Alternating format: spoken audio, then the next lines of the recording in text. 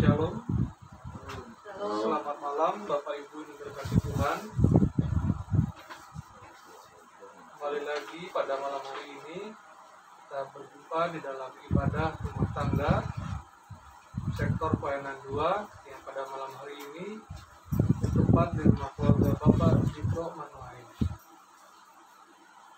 Kami atas nama Presbiter Jemaat sektor pelayanan 2 mengucapkan terima kasih kepada keluarga Bapak Jipro Manuain yang telah membukakan rumah. Itu artinya untuk kita bisa beribadah pada malam hari ini. Sebelum masuk ke dalam ibadah, kami persilakan kepada keluarga di tempat ini untuk menyampaikan kata sambutan dan pokok-pokok doanya. Dipersilakan.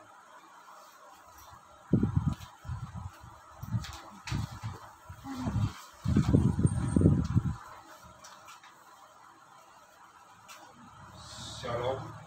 Shalom. Selamat sore Bapak Tuhan Yesus Kristus.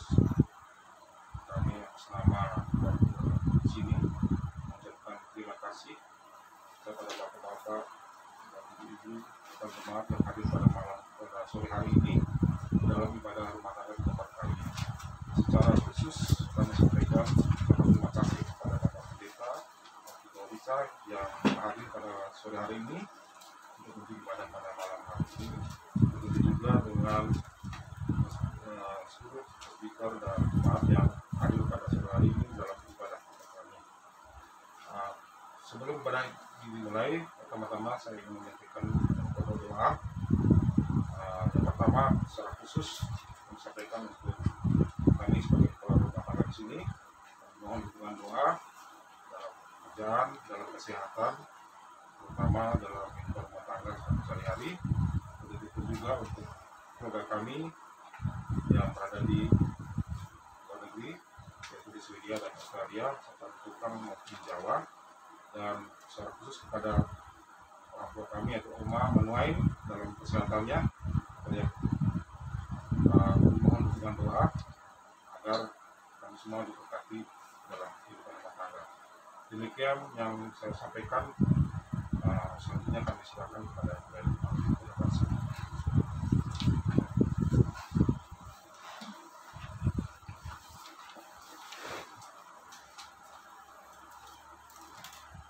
Baik, terima kasih kepada tuan rumah Bapak Jipro Manuain yang sudah menyampaikan kata sambutan dan pokok-pokok doanya. Bapak Ibu yang berkati Tuhan, sebelum masuk di dalam ibadah, mari kita bersaat. Saat dulu dimulai. Saat dulu selesai. Jemaat Tuhan silakan berdiri.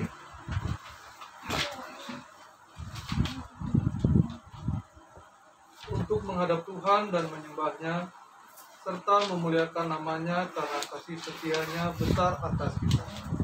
Bersama-sama kita menyanyikan Kidung Jemaat 4.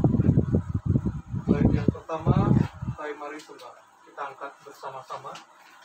Hai mari sembah yang maha besar, nyanyikan syukur dengan bergema, perisai umatnya yang maha esa, mulia namanya, tahtanya megah. Baik berkat Tuhan, sebelum masuk di dalam pelayanan firman, bersama-sama kita satu di dalam doa. Kembali kami datang ke hadirat-Mu Tuhan, mengucap syukur atas berkat dan kasih karunia yang Kau sudah nyatakan di dalam kehidupan kami sepanjang hari ini. Terima kasih Tuhan Yesus. Sebentar lagi kami akan masuk di dalam pembacaan firman Tuhan yang disampaikan oleh pelayan firman-Mu Bapak Pendeta Ongki. Kiranya Engkau memberkati Bapak Pendeta Ongki dalam menyampaikan kebenaran firman-Mu, dan berkati juga jemaat-Mu yang akan mendengar mendengar dan akan melakukannya dalam kehidupan setiap hari. Berkati ibadah kami Tuhan, sertai mulai dari awal, pertengahan, hingga pada akhirnya. Kami serahkan semuanya di dalam nama Tuhan Yesus Kristus. Haleluya. Amin.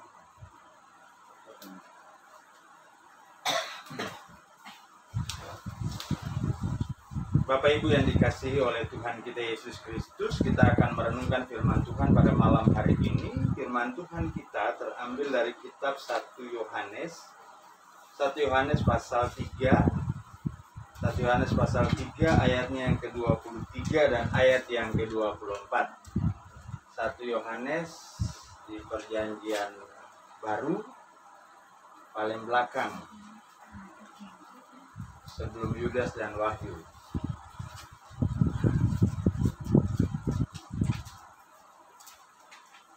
1 Yohanes pasal 3 ayat 23 dan 24. Kalau kita sudah mendapatkannya, mari kita biarkan Alkitab kita terbuka, lalu kita berdoa mohon bimbingan Roh Kudus. Kita berdoa. Kami datang kepadamu ya Tuhan dalam kerendahan hati, menyerahkan hati, pikiran, dan kehidupan kami untuk dipimpin dan dituntun oleh kuasa Roh-Mu yang kudus itu, karena kami hendak membaca dan merenungkan kebenaran firman-Mu.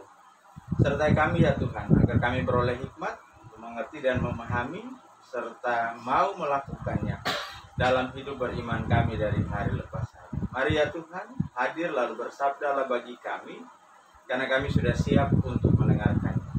Amin. Mari kita berdiri untuk mendengar firman Tuhan yang dibacakan dari Alkitab, yaitu 1 Yohanes pasal 3 ayat 23 dan 24. Firman Tuhan berkata demikian. Saudara-saudaraku yang kekasih, janganlah, dan inilah perintahnya itu, supaya kita percaya akan nama Yesus anaknya, dan supaya kita saling mengasihi sesuai dengan perintah yang diberikan Kristus kepada kita.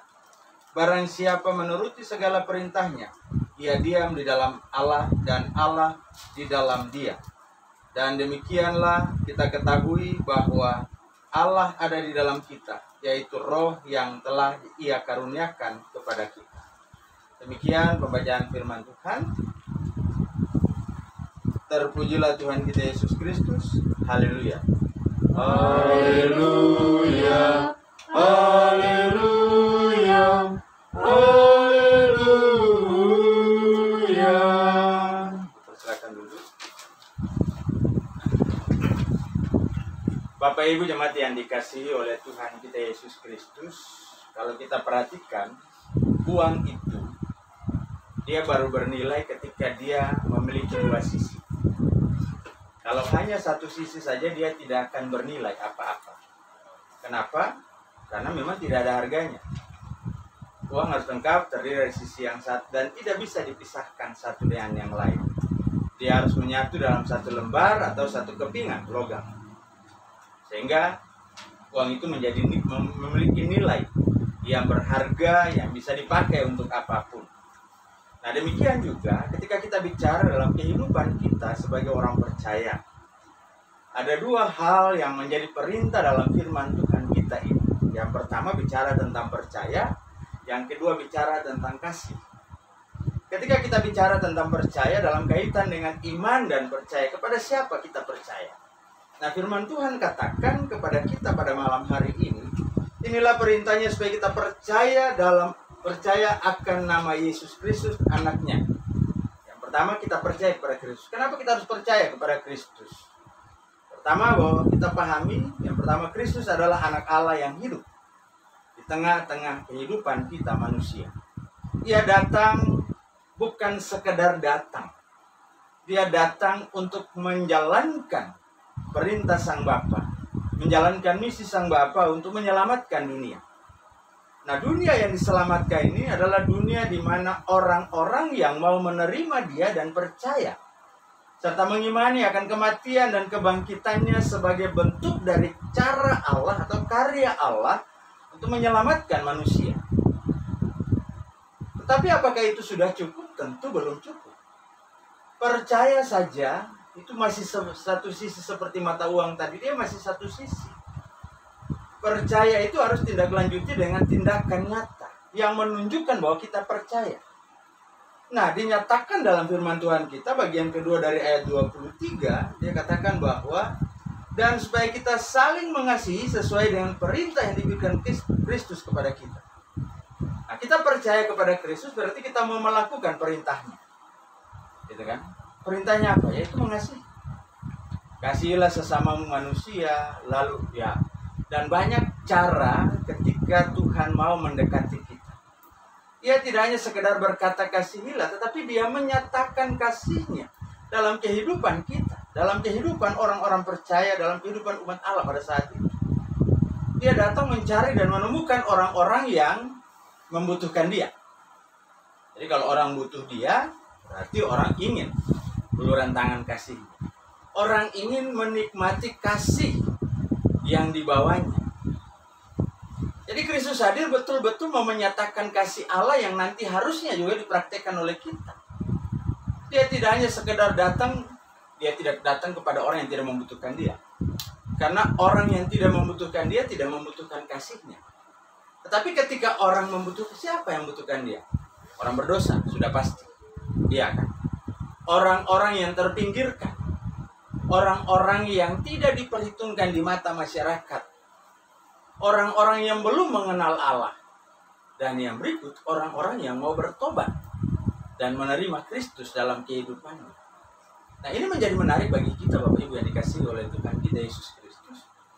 Bahwa kasih yang diperintahkan itu adalah sesuatu yang sudah didahulukan diberikan kepada kita. Kristus mempraktekkan itu dalam perjalanan kehidupannya sehingga perintah. Ketika kita percaya kepada Kristus, maka kita mau melakukan apa yang diperintahkannya kepada kita. Nah, firman Tuhan bicara tentang hal-hal yang tentunya ketika kita mengaku percaya tetapi kita tidak hidup seperti orang percaya, berarti sia-sia percaya kita. Jangan pernah kita mengaku beriman tetapi kita masih menyimpan dendam, kebencian, iri. Bahkan kita membangun permusuhan dalam kehidupan kita. Itu tidak benar. Dan itu tidak berkenan di hadapan Allah. Sehingga kasih itu menjadi pelengkap dari dua sisi kehidupan orang percaya. Jadi kata orang percaya itu, orang yang percaya itu adalah orang yang mengimani Kristus dan mau melakukan kasih dalam kehidupannya. Sehingga yang disebut dengan percaya itu menjadi benar-benar sempurna di hadapan Tuhan. Kesempurnaan itu kan kembali lagi kepada Allah tidak menuntut banyak, cukup percaya lalu mengasihi. Siapa yang dikasihi? Pertama kasih Tuhan Allah dulu. Setelah kita mengasihi Tuhan, maka kita mengasihi. Kita pun harus mengasihi manusia. Karena antara Tuhan dan manusia adalah dua yang berbeda. Kalau kita bicara tentang Tuhan, kita bicara mengasihi Tuhan. Bagaimana cara kita mengasihi Tuhan? Sementara dia punya kuasa, dia tidak kelihatan. Dia punya kuasa yang pertama, sehingga dia tidak membutuhkan kasih dari kita. Sebenarnya, tapi kasih itu adalah bentuk dari respon kita. Kasih itu dalam bentuk ketaatan dan kesetiaan kita. Kasih itu ada dalam bentuk ketika kita mau mendengar dan melakukan perintahnya. Sehingga kita sungguh-sungguh menyatakan bahwa aku percaya dan aku mengasihimu Tuhan. Nah, kalau kita tidak mengasihi Allah, maka tindakan kita selalu berujung pada dosa. Pelanggaran terhadap perintah Allah. Nah, apa artinya kita mengaku percaya tetapi kita tidak mengasihi Allah dalam sikap hidup kita? Kita tidak mengasihi sesama dalam sikap hidup kita. Dikatakan kalau kita bicara tentang apa yang dikatakan Yesus, bicara tentang penghakiman. Sekelompok orang bertanya ketika, Tuhan, kapan aku melihat engkau menderita? Kapan aku melihat engkau terpenjara? Ketika engkau melayani orang di penjara, ketika engkau memberi pakaian kepada orang miskin, memberi makan kepada orang lapar, dan sebagainya, itulah caramu mengasihi. Jadi kan tadi saya katakan bahwa Allah itu tidak kelihatan. Tapi kita percaya bahwa dia ada dan hidup. Bagaimana kita bisa percaya Allah itu ada dan hidup? Karena kita melihat kenyataan kehidupan kita dan orang-orang di sekitar. saya dan Bapak Ibu semua, kita adalah ciptaan Allah yang paling mulia. Kita adalah bentuk dari kehadiran Allah di tengah-tengah kehidupan manusia, di tengah-tengah dunia, dari sekian banyak ciptaan. Tidak ada ciptaan yang lebih sempurna daripada kita. Allah menciptakan kita dengan sempurna, dengan luar biasa. Maka mengenal Allah adalah menghargai dan mengasihi orang-orang di sekitar kita. Maka percaya kepada Allah adalah bagaimana kita menyatakan kasih itu dalam kehidupan kita. Jadi Bapak Ibu yang dikasihi oleh Tuhan kita Yesus Kristus, maka dikatakan barang siapa menuruti perintahnya, ia diam di dalam Allah dan Allah di dalam dia. Ini menarik. Menarik kenapa? Hanya turut perintahnya. Jadi penekanannya bukan pada percaya, tapi pada perintah. Percaya itu sudah otomatis. Tapi perintah karena menyangkut tindakan, menyangkut sesuatu yang akan kita lakukan. Nah, manusia punya kecenderungan untuk tidak melakukan sesuatu yang tidak menurut dia tidak menguntungkan bagi dia. Kalau tidak menguntungkan, dia tidak mau lakukan. Mengasihi, kata mengasihi itu identik dengan kita harus memberi dan memberi tanpa harus menuntut balas. Ya kan? Mengasihi di satu sisi sebenarnya, kalau orang tampar pipi, kasih pipi kanan, mengasihi itu kadang, ya kalau kita berpikir secara manusiawi, sakitnya lebih banyak, ruginya lebih banyak daripada untungnya, daripada senang. Tetapi ketika itu dilakukan karena perintah Allah di dalam Kristus, dan dikatakan barang siapa yang menuruti segala perintah, berarti yang kita lakukan sebenarnya bukan karena mau kita, tapi karena kehendak Allah. Nah, ketika kita membiarkan kehendak Allah di mana Allah tinggal dalam kita dan kita di dalam Allah, berarti kita menyatakan kehadiran Allah di tengah-tengah kehidupan kita. Lewat keberadaan kita, lewat tindakan nyata kita, lewat apa yang kita kerjakan sebagai orang beriman. Karena segala sesuatu yang kita lakukan itu bukan supaya kita dapat sesuatu, tidak. Tadi saya katakan bahwa kasih yang kita berikan kepada orang itu kita sudah peroleh dari Allah lewat kehadiran Yesus Kristus. Ketika ia mengorbankan dirinya, hidupnya, tanpa mengenal siapa kita, ya, tanpa mau tahu apa kita, sebesar apapun dosa kita, Yesus tidak mau tahu. Tapi dia menyatakan kasihnya dengan memberikan dirinya, mengorbankan dirinya, membiarkan dirinya menderita sampai mati di kayu salib.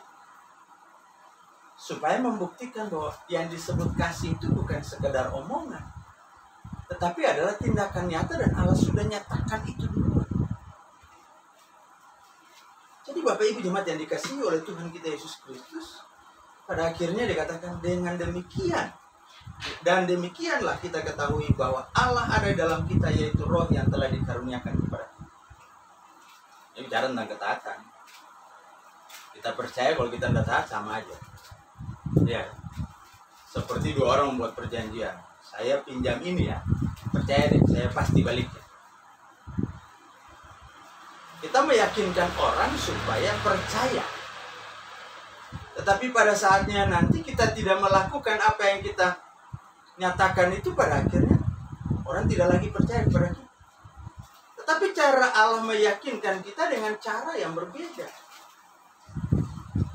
Ya, Yesus selalu bilang ya, ikutlah aku, ikutlah aku. Cara Yesus untuk mendekati orang-orang supaya percaya itu dengan cara yang luar biasa. Bahwa dia meyakinkan orang dulu lewat tindakan nyatanya, baru orang cara tentang percaya itu. Jadi kalau dari pihak Allah kasih supaya kita percaya, lalu dari pihak kita percaya, lalu kita melakukan kasih itu dalam kehidupan. Nah, itu dua hal yang berbeda kan. Kalau Allah ya karena kasihnya kepada dunia ini, maka dia mengaruniakan anaknya yang tunggal, supaya setiap orang yang percaya kepadanya tidak akan binasa, melainkan beroleh hidup yang kekal. Dikatakan di Yohanes. Tapi penulis surat Yohanes 1 dia balik lagi. Bagi kita sebagai manusia yang telah diselamatkan itu, yang pertama harus percaya kepada apa yang dilakukan oleh Yesus. Kalau kita sudah percaya, maka nyatakan itu dalam kehidupan kita dengan mengasihi, dengan menyatakan menyatakan kasih itu lewat tindakan-tindakan nyata kita. Nah, inilah firman Tuhan yang boleh kita renungkan saat ini Bapak Ibu, sehingga kita boleh belajar bersama bahwa memang tidak ada manusia yang sempurna. Tetapi dalam proses menuju kesempurnaan itu kita selalu diingatkan. Terlalu banyak perintah, orang bingung. Gitu kan? Kadang kita sendiri belum mampu lakukan apa-apa, tapi kita sudah perintah orang lain tuh mengikuti apa yang kita pikirkan baik. Ya, akhirnya ya selalu dua aja. Percaya, mengasihi, selesai. Kalau dikasih lebih lagi manusia akan bingung, karena mengasihi itu maknanya cukup luas. Mengasihi itu kata dari dasar kata kasih itu berarti kita memberikan segala sesuatu yang telah kita terima dari Allah. Bukan kita memberi supaya kita terima dari Allah, tapi apa yang kita terima dari Allah itu kita berikan sepenuhnya. Sama seperti kita menerima kasih itu dalam ketulusan tanpa kita meminta. Tapi Allah menyatakan kasihnya dengan begitu luar biasa kepada kita. Penyertaannya yang nyata dalam kehidupan kita membuat kita sungguh-sungguh percaya bahwa kasih itu pun harus kita nyatakan dalam kehidupan kita. Sehingga lewat tindakan kita banyak orang menjadi percaya dan menerima Kristus selaku Tuhan dan Juru Selamat. Banyak kesempatan orang sudah mulai mengakui bahwa orang Kristen itu punya kasih luar biasa. Dihujat, di apapun, tidak pernah ada yang mau melapor. Malah selalu dari mimbar-mimbar, ya ampunilah mereka karena mereka tidak tahu apa yang mereka lakukan. Dan bukan urusan kita. Kalau mereka yang menghujat Tuhan, ya itu bukan urusan kita. Yang penting kita jaga sikap Tuhan. Kalau kita merespon mereka seperti yang lakukan saat ini, ya kita tidak lebih baik dari mereka. Gitu kan? Apa bedanya kita dengan mereka kalau kita saling menghujat? Tidak ada bedanya, kita sama dengan mereka. Padahal harusnya kita berbeda. Karena yang kita percaya dan mereka percaya adalah dua hal yang belum tentu sama persis. Saya tidak bilang berbeda, tapi belum tentu sama persis. Kita percaya kepada Kristus yang adalah Allah yang memastikan keselamatan kepada kita. Sehingga lewat iman dan percaya kitalah yang butuh dibela oleh Allah. Bukan kita yang membela Allah. Karena kita manusia berdosa yang tidak punya arti apa-apa di hadapan Allah tanpa kasih-Nya yang menyelamatkan. Mari lewat firman Tuhan ini paling tidak kita belajar yang pertama bahwa kalau kita mengaku percaya, marilah hidup seperti orang percaya. Seperti apa orang percaya hidup? Ya tetap mengasihi. Sekalipun orang memusuhi kita, sekalipun orang menghujat kita, kita serahkan semuanya menjadi urusan Allah dan kehendak Allah. Karena yang mereka hujat, yang mereka benci bukan kita sebenarnya, tapi kepada siapa kita percaya. Itu menjadi penyebab utama. Lewat firman Tuhan ini tetap nyatakan kasih dalam iman dan percaya kita.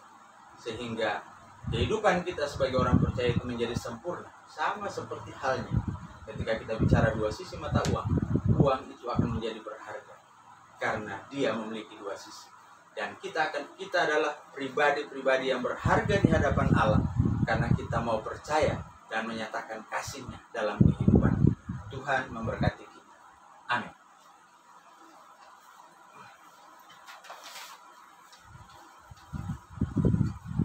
Mari Bapak Ibu yang dikasihi Tuhan, kita tundukkan kepala, kita satukan hati dalam syafaat kita. Kita berdoa.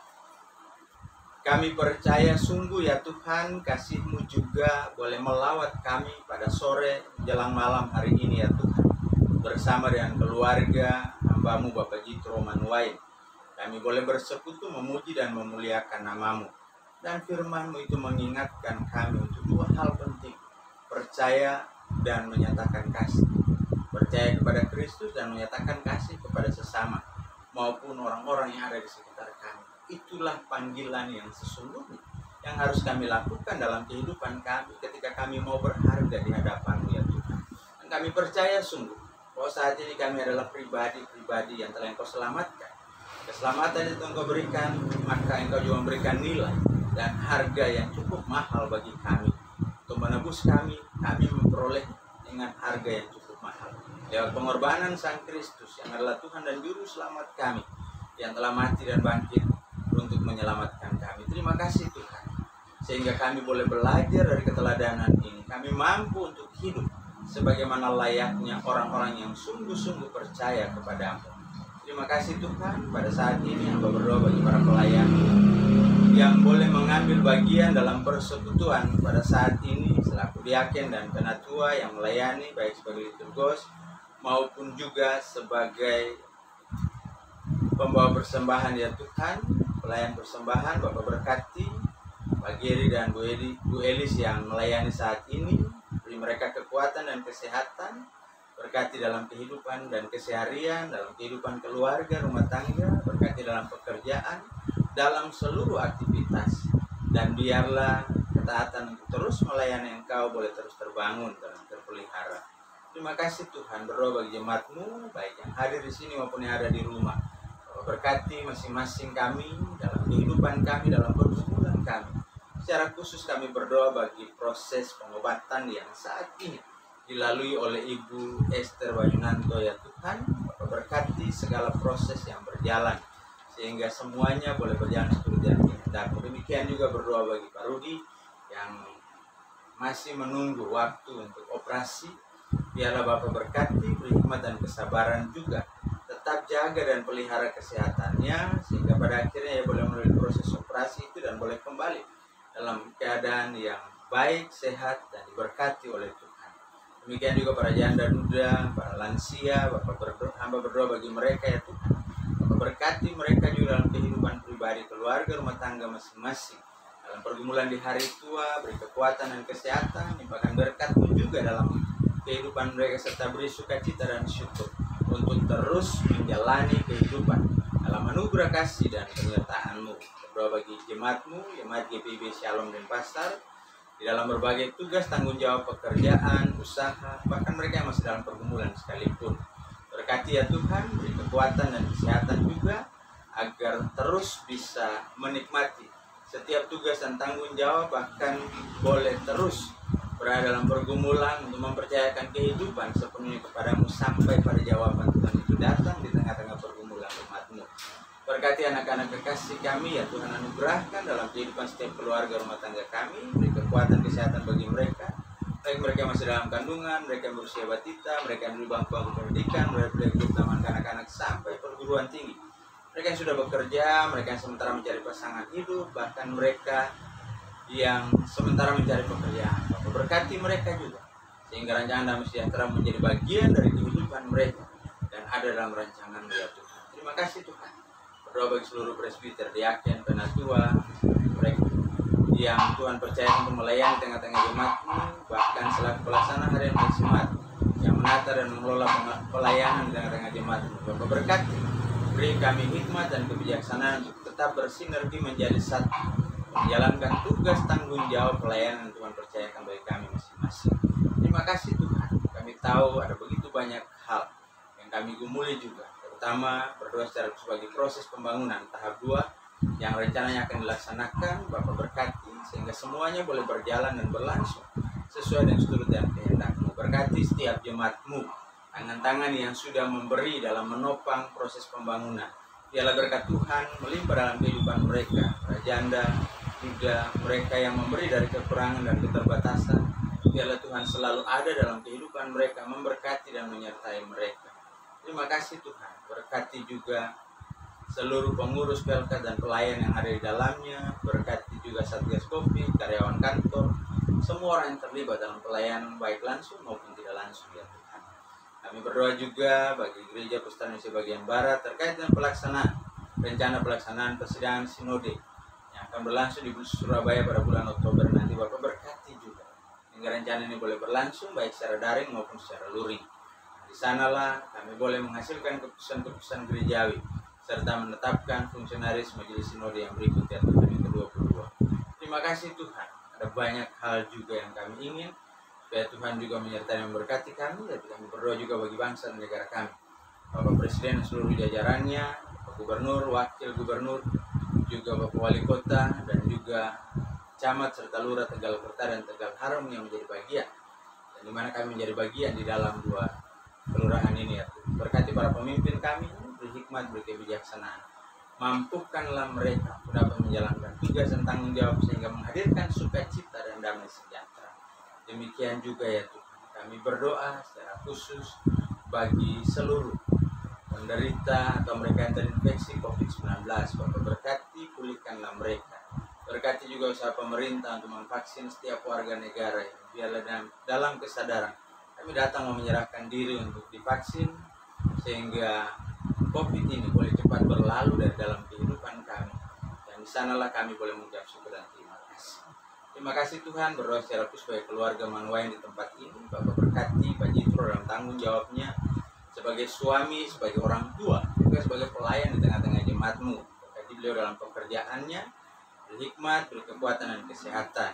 Terima kasih dalam menampingi suami dan anak-anak. Bapak berkati juga kekuatan dan kesehatan, limpahkan berkat-Mu juga dalam kehidupan mereka. Terima kasih Tuhan, anak-anak kekasih dalam pertumbuhannya, Bapak berkati, dan biarlah mereka bertumbuh juga dalam kasih anugerah penyertaan. Keluarga besar dari keluarga Manuwain, baik yang ada di Swedia, di Australia, di NTT maupun di Jawa ya Tuhan, Bapak berkati mereka semua. Beri kekuatan kesehatan, jauhkan dari segala susah bahaya maut sekalipun. Secara khusus kami berdoa bagi Oma Manuwain.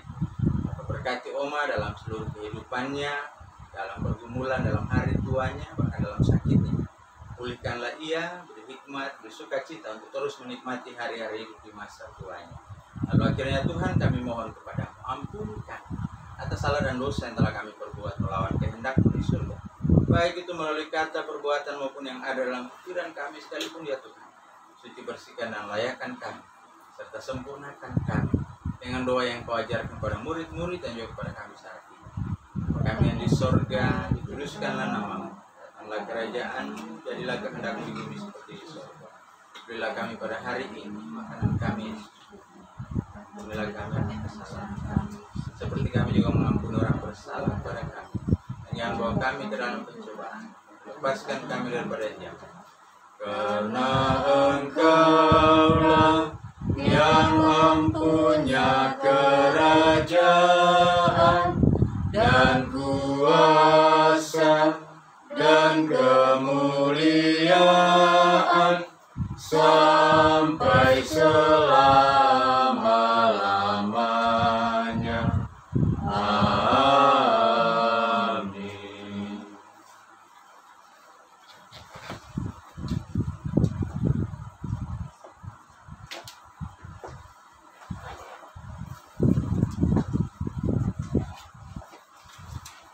Jemaat, marilah kita mengucap syukur kepada Tuhan dengan memberi persembahan kepadanya. Dengarlah firman-Nya, aku berkata kepadamu, sesungguhnya janda miskin ini memberi lebih banyak daripada semua orang itu. Sebab mereka semua memberi persembahannya dari kelimpahannya, tetapi janda ini memberi dari kekurangannya. Bahkan ia memberi seluruh nafkahnya. Lukas pasal 21 ayat 3 dan 4. Tuhan memberkati saudara dan persembahan saudara. Dan sambil mengiringi kantong persembahan dijalankan, kita menyanyi dari Kidung Jemaat 297. Kidung Jemaat 297 kita menyanyikan bait 1 dan 2. Kau Yesus Raja Maha Kaya, Kau jadi miskin bagiku, dan apa yang berikutnya kita angkat bersama-sama. Kau Yesus Raja Maha Kaya, Kau jadi miskin bagiku. Tertemulah palungan saja, kandang rendah istanamu. Kau Yesus Raja Maha Kaya, Kau jadi miskin bagiku. Kau Tuhan Allah Maha Mulia, Kau jadi insan bagiku, yang ketebus di dalam dunia.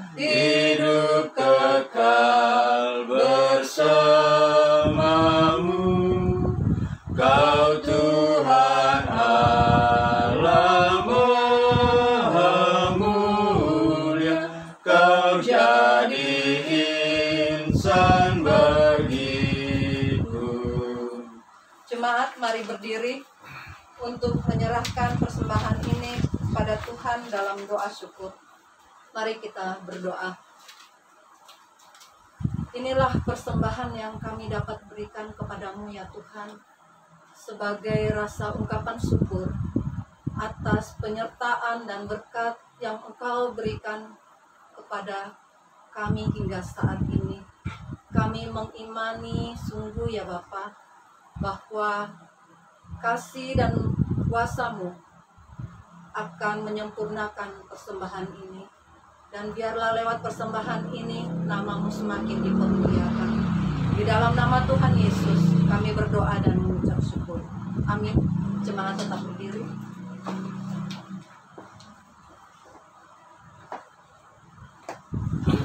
Bapak Ibu jemaat yang dikasihi oleh Tuhan kita Yesus Kristus, kembalilah di dalam kehidupanmu dan jadikanlah firman Tuhan yang telah kamu dengar sebagai penuntun hidupmu. Jemaat 424, bait yang pertama, Yesus menginginkan daku kita. Jemaat 424, bait yang pertama, Yesus menginginkan daku, kita angkat sama-sama. Yesus menginginkan daku bersinar baginya dimanapun ku berada, ku mengenangkannya. Bersinar, bersinar, itulah kehendak Yesus. Bersinar, bersinar, aku bersinar terus. Arahkanlah hati dan pikiranmu, serta terimalah berkat Tuhan. Kasih karunia Tuhan kita Yesus Kristus, kasih Allah Bapa, dan persekutuan dengan Roh Kudus mau tinggal menyertai, memelihara, memberkati kehidupan keluarga menuai di tempat ini, jemaat yang ada di rumah maupun kami yang akan kembali ke dalam kehidupan ini, mulai dari saat ini terus kekal selama-lamanya.